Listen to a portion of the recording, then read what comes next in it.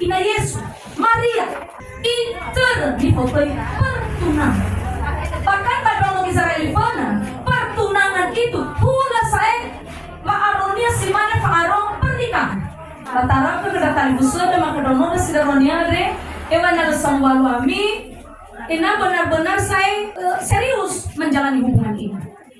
Iramai datang itu sedang melakukan kita prinsip pertunangan. Si mana si Palua Maria Bang Yosef Sarah. Ya irade masa-masa pertunangan. Gimana kita namanya bahasa Indonesia? Pada waktu Maria ibunya bertunangan dengan Yusuf, ternyata ia mengandung dari Roh Kudus sebelum mereka hidup sebagai suami istri.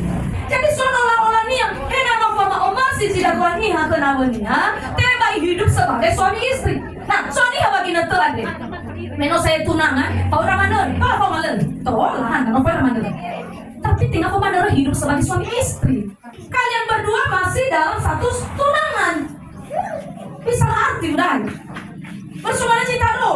Iya, asal luar setelah udahnya ini ruang ini. Ini jelas. Tak contoh dah. Maria dan Yusuf adalah manusia biasa.